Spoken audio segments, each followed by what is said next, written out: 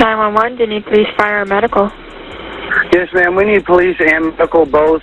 There was an altercation at the beach pier. They were attacking a pregnant woman. I tried to help defend her, and the two men tried to jump on me. It was not good.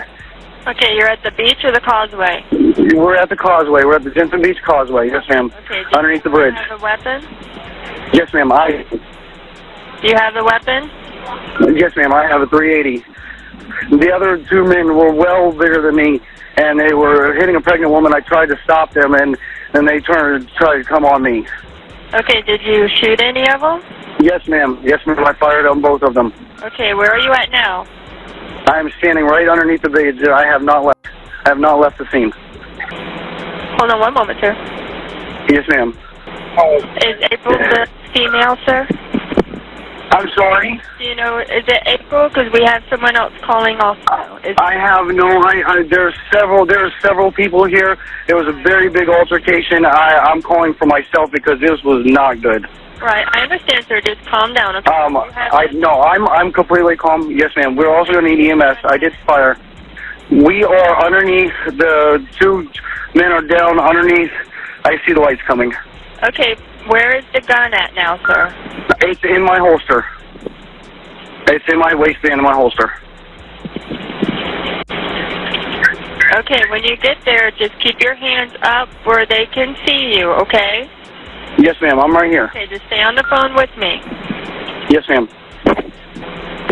Okay, can you they're telling me to let you know just to put the gun down on the road and back away from it, okay? Yes, ma'am. Yes, ma'am. The weapon is on the ground. The weapon is on the ground. The weapon is on the ground. He's got his weapon trained on me, man. I understand, sir. The weapon's on the ground. Okay, if the deputy's there, I want you to hang up the phone. Yes, ma'am. The deputy's here. Okay, set the phone down and yes, okay? And just do it. Yes, ma'am. The deputy's here. Okay. Yes, ma'am. Yes, ma'am. Thank you, ma'am. What was your name, sir? Thanks for calling. Yes, ma'am. Yes, sir. So you mean to tell me that these guys was out here trying to beat up on a pregnant lady? Man, what's going on in this world now? Two big dudes, how this guy was describing, they must have been some mustard bound scrubs trying to beat on a lady that was pregnant. Now he did with the best thing that, somebody should do to protect her and her baby's safety. And I'm not condoning, I'm not saying that this is what everybody should be doing, but when they trying to take away people's guns and their rights, we got to think about when the guns do right, not because of the hands of these idiots. He was into coprophilia. That means he liked to eat pulpo in a little old place called Atascocita. Buys a nice 2-story home, and it was there that on the 9th of November 1994, Farah Frada, she pulled in. 'Twas her home where she lived with her 3 children, the oldest of which was 7 years of age. However, as Farah pulled into the driveway, drove into the garage, parked the car, and opened the door, a man swiftly walked up to her as she was exiting the car, shot her twice in the head. Farah lay bleeding out on that cold garage floor, and the killer fled, running into the passenger side door of a nearby car, which had the engine running, and then they drove away. It seemed like the motive was Farah, for her life itself. That was the motive. She was executed. Like, she was shot once, she was on the ground. Execution style, she took another one to the head. Pretty soon, though, at the tippity top of the list was Farah's estranged husband, Robert Frada. Robert Frada went by Bob, and Farah Frada had been married for 11 years by 1994. And at the time of Farah's murder, they were involved in a pretty messy and painful divorce and custody battle over their 3 children. In fact, the trial was due in 3 weeks' time. Now, what exactly happened? I'm not going to get into too much detail here, because it's frankly sick as but Bobby, he had some predilections, I guess you could say, for some sick sexual. Oh, hey, listen, come on. I'm not gonna kink shame, but Bobby, he deserves to be kink shamed. 100%. He was into coprophilia. That means he liked to eat pulpo. Farah She was not terribly keen on that herself. It wasn't really her cup of tea. She was like, I'm grand, thanks. Hence, a divorce. But Bob, he was Tom Petty, and he was not gonna just let her walk away. No siree. Farrah would kick Bob out of the house, but for Bob, this was a game to him. He didn't want to pay child support. He didn't want custody of the kids either, but he did want to drag this out for as long as possible to hurt Farrah, hence why he filed for custody of the kids. Bob was not too keen on all this becoming public, which it would once the court case began. So, in fact, a few months before her death, Farrah called the police, panicking. The police rocked up and she was absolutely hysterical. She said that one night she was in bed, a masked intruder broke into the house, smashing a window, broke into her house and started attacking her with a stun gun, attacking her in front of her children. Then this guy fled. He was never caught. Now, it's not believed it was Bob, but it's believed Bob was behind it, that Bob paid somebody to break into his house and attack his wife in front of his children. Like, turns out that him gobbling up literal is not the most disgusting thing about him. And then, 4 months later, this happens. And so the detective's eyes, immediately went to the estranged husbands, right? Means, ding, motive, ding. That's a double ding right there. But the problem was, he had an alibi as tight and as strong as my love for the life insurance dance.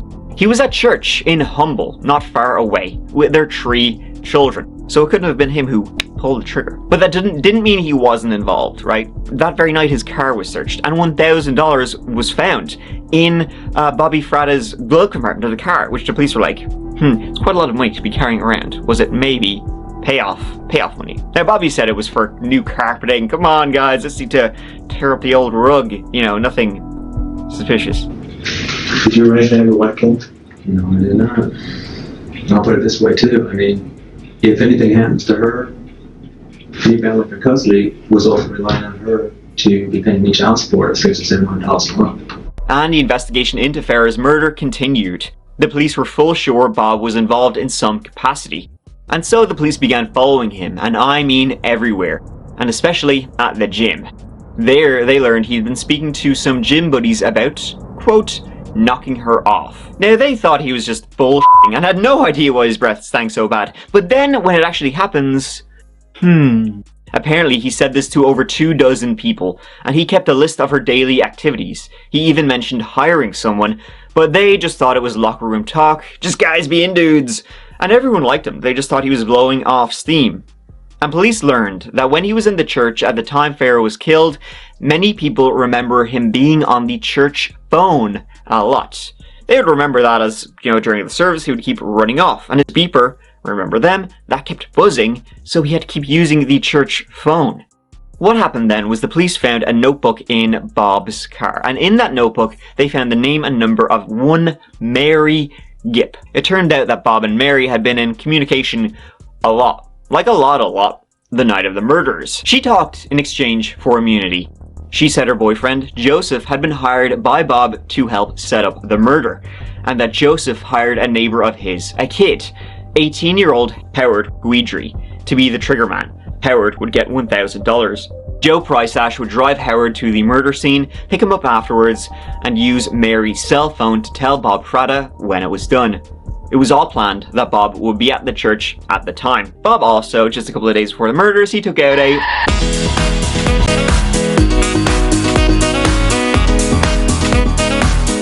worth almost $250,000, because of course he did. Joe Prystash was also arrested and confessed, and swiftly after, Bob Fratta was arrested too.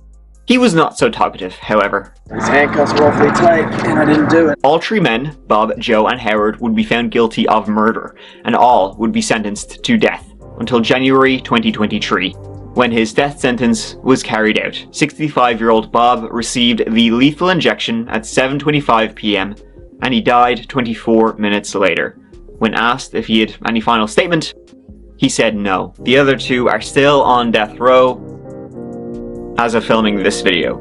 And so ends the story of Robert Fratta, the story of a narcissist who had some odd enjoyments that he definitely didn't want in public. He cared about his image. He didn't care too much about when it finally was carried out, until it was finally carried out on him. Thank you so much for watching. I love you. Shout out to my man over at the chapter. You know what I'm saying? How can this guy do? I mean, you didn't want to pay child support. Okay. Don't give you the right to say that she shouldn't live her life. You have this weird sexual fantasy of eating poop, which is quite disturbing because I don't see how anybody can have those type of fantasies. But hey, we live in a world of weird, amazing, fantastic, demonic, all type of people anyway. So hearing this doesn't, you know what I'm saying, surprise me, but at the same time, you can't make that judgment of when she was to be called home because you don't want to pay child support. You made those 3 beautiful kids with her, you know what I'm saying, and then things didn't work out. You got to do what you got to do.